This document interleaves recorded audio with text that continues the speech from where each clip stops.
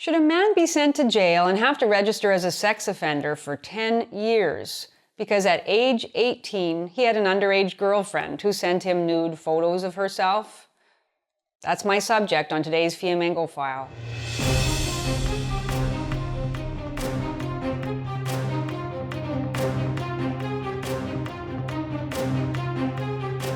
I'm Janice Flamingo of the University of Ottawa. Vox magazine recently published an article that caught my eye with the title, "Me Too Must Avoid Carceral Feminism."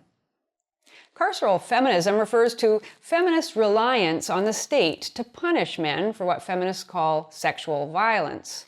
And the author of the article, Alex Press, warns feminists that, quote, directing the movement's energy into the criminal justice system doesn't build the power we need to stop sexual violence. It allies us with a system that is incompatible with liberation, end quote. Now, read selectively, this might seem to acknowledge that the criminal justice system treats accused men badly. But as you read on, you realize that the author's argument is not that the criminal justice system goes too far in punishing men for sexual misconduct, but that it doesn't go far enough to empower women and redistribute wealth. So there isn't any compassion for men in that article.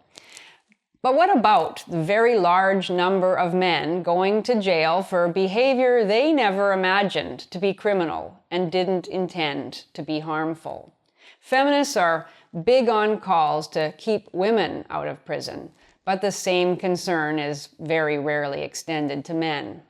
Perhaps the most obvious discrepancy in how men and women are judged is evident in statutory rape cases.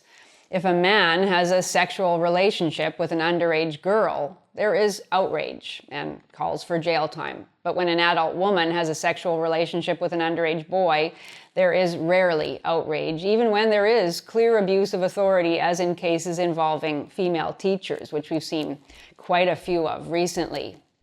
A good example of leniency for female perpetrators is provided by the case of Lisa Lavoie, a 24-year-old Massachusetts teacher who seduced her 8th grade male student back in 2009. The two were found in a motel room after the boy's parents had reported him missing. Notably, the parents of the boy had already complained to the school about the inappropriate relationship that the teacher was having with their son, but the school didn't think it was serious, and nothing was done. They didn't even bother to talk to the teacher until 3 days later, when the parents filed a missing persons report. And even after Ms. Lavoie was arrested, the president of the school board was still talking about the sexual relationship between the two in very benign terms, calling it a, quote, bond that had developed through after-school social interaction. And we're also told in the newspaper report that the boy was, quote, unharmed after the motel incident. I cannot imagine an 8th grade girl whose male teacher took her to a motel room for sex being pronounced unharmed by news media. Ms. Lavoie eventually pleaded guilty to 3 counts of statutory rape, and in 2011, she was sentenced to probation time, no jail time. An illuminating window into cultural attitudes is provided by the judge's very sympathetic statement that he didn't think Ms. Lavoie would reoffend because her motivation was, quote, not sexual gratification, but, quote, concern for the boy's emotional well-being. Truly, it is impossible to imagine that being said about a 24-year-old man who had a sexual relationship with an 8th grade girl in his class. The teacher didn't have to register as a sex offender because of this very positive apprehension of her conduct. And I should mention that a year later, Ms. Lavoie was found guilty of violating her parole conditions after she reestablished a sexual relationship with a boy. And at that point, she was sentenced to 18 months in jail. But prior to that, only probation. More recently, in December 2017, a 34-year-old woman in LaGrange, Georgia, was found not guilty of statutory rape, despite testimony by 3 teenagers that she took them to a lake access point, bought them alcohol, supplied them with marijuana, and had sex with a 13-year-old boy when he was incapacitated. And she had admitted to the incident in a text message with one of the other teenagers. And she had failed a polygraph test administered by the police. But it seems the jury couldn't find it in their hearts to convict her, finding her guilty of a misdemeanor charge instead. More recently still, a 26-year-old middle school teacher in Florida will stand trial after having a months-long sexual relationship with a 14-year-old male student. She sent the student nude photos of herself and picked him up at his home for sex. She is charged with lewd and lascivious battery, which is equivalent to statutory rape, but it remains to be seen if she will be given any jail time. We are a society that has always found it very difficult to send women to jail. For comparative purposes, I want to turn to a recent case in Canada that has generated outrage at the supposedly lenient treatment of a convicted male sexual offender, in which many members of the public can't wait for this young man to be locked up. In January of 2018, now 21-year-old Connor Neurouter pled guilty to one count of sexual interference when he was 18 with a 13-year-old girl, and he was sentenced to 90 days in jail.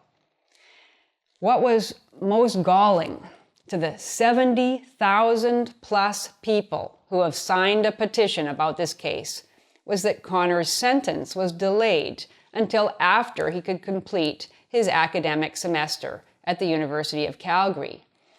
According to my understanding of the law, it isn't that unusual for a sentence of less than 2 years to be delayed for a variety of reasons. But those who signed the petition to have Connor expelled from the University of Calgary felt that this was yet another example of the courts acting as, quote, the epitome of white male privilege, end quote. One of the women who signed the petition lamented that, quote, this man is a convicted, violent sexual predator whose chosen prey is children, that he has been able to use his enrollment at the University of Calgary to shield himself from his heinous crimes is nothing short of appalling, end quote. Another claimed it was, quote, sick. They are letting him continue living his life after raping someone, end quote. Another said that she was, quote, sick and tired of perverts going free. He should be castrated, not expelled, end quote. Another alleged that, quote, unless we are in a competition with the US for the most sexual assaults on a campus, rapists have no business in our schools. It's about time that Connor learned what no means, end quote. Well, as is likely common with petitions, the mob fury is based on many misrepresentations and complete ignorance of the facts of the case. I should note, by the way, that because of measures to protect the identity of the girl in the case, the facts we do have are somewhat sketchy. But we do know that Connor Neurouter is not a, quote, violent sexual predator whose chosen prey is children. He didn't rape the girl in this case, and there is no evidence at all of any prior history with underage girls.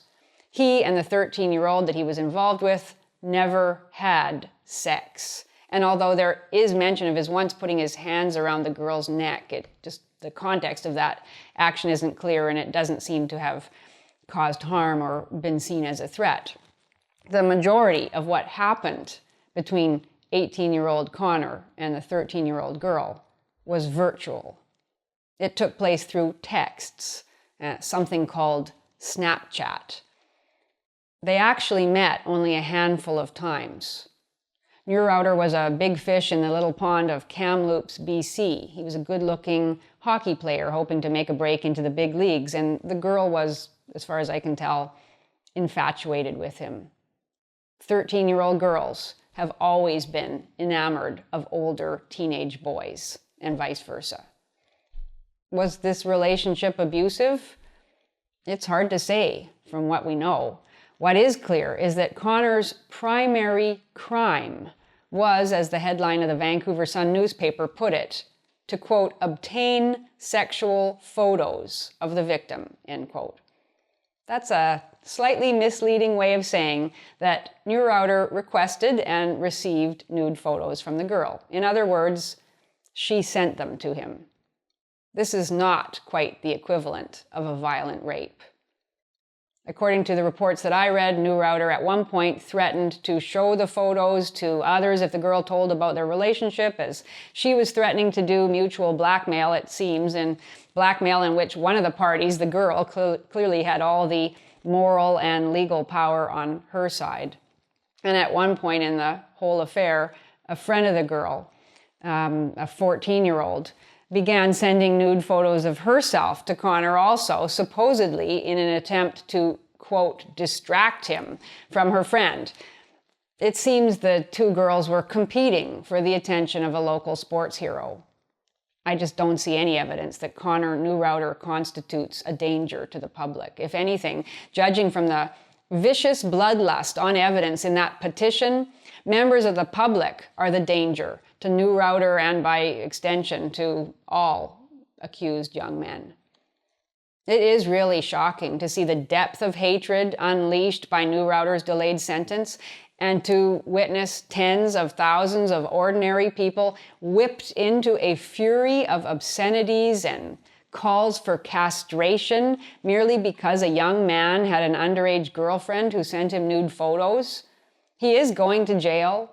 He will register as a sex offender for 10 years, and that's not enough for them. What would be enough? The death penalty? That he be torn limb from limb in some kind of public spectacle? I guess so. As one male commentator said, reading from his feminist script, quote, justice should be victim-centered, particularly with reference to sex offenses. Another agreed, saying, we need to take sexual assault seriously. Men be warned. In other words, carceral feminism. Lock up all the men, no matter what they did or didn't do. Compassion for girls and women, none for boys or men. Read the Neurouter petition and get a glimpse of how hideous it is. Thank you for watching. If you enjoyed this video, please support us on Patreon. If even half of our subscribers gave us $1 per month, we'd be well on our way to creating more and better content. And don't forget to subscribe to us on Studio Brule.